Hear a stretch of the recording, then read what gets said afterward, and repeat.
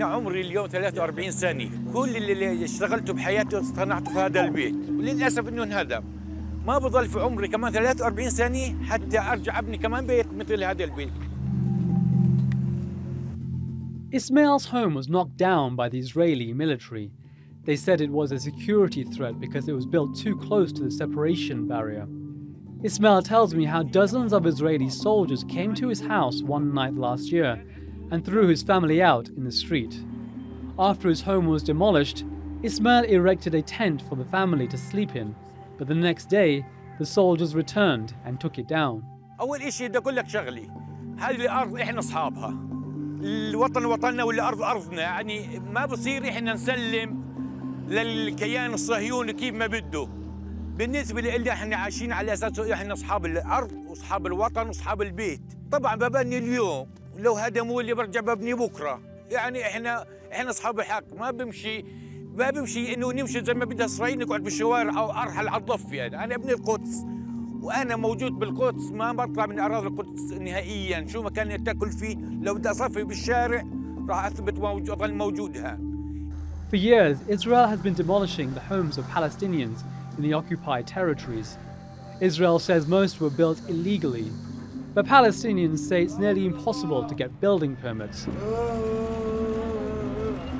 According to a report by Israeli NGO Ir Amim, home demolitions rose by nearly 50% in 2019. People have two possibilities when they want to get married and make a family. Either they have to leave the city, and then that's exactly the aim of the Israeli policy, or they say, we own land, we see how the Israeli government is building only for Israelis. We will build on our land, it's our private land, because we want to stay in our community, near our family, we don't want to be driven away. So people are actually forced to choose between living and building without a permit. Palestinians say if they leave East Jerusalem to live in the occupied West Bank, they risk losing their residency status, which means they won't be able to return to live in the city. Last month, the Jerusalem municipality ordered the evacuation of 22 Palestinian-owned homes in the old city. Hyder Abbasi is among those told he must abandon his home.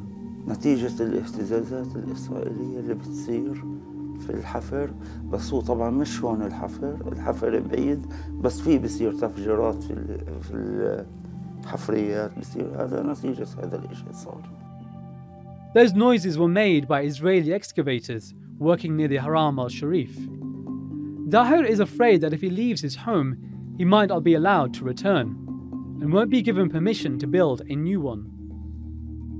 Israeli human rights group B'Tselem says the Jerusalem municipality deliberately avoids investing in infrastructure and services in Palestinian neighborhoods. The result is crumbling buildings, hazardous roads and sewage overflowing onto the streets. The death of 8-year-old Qais Abu Ramila last month brought this neglect into focus. It's believed he fell into a flooded trench where his frozen body was found.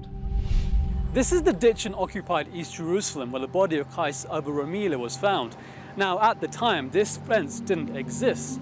Critics say his death could have been prevented if the city council showed more care for Palestinian neighborhoods.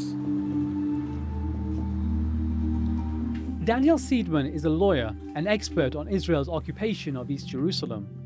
He disagrees that Israel wants the Palestinians to leave the city. Instead of driving the Palestinians out, I think this is a one of control and subjugation.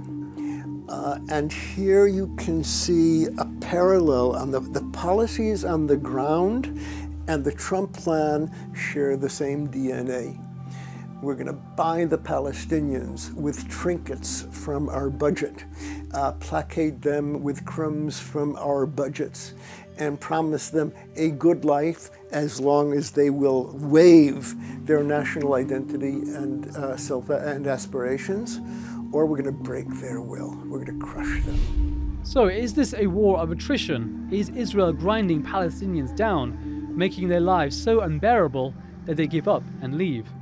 Hyder Abbasi, The Newsmakers, occupied East Jerusalem.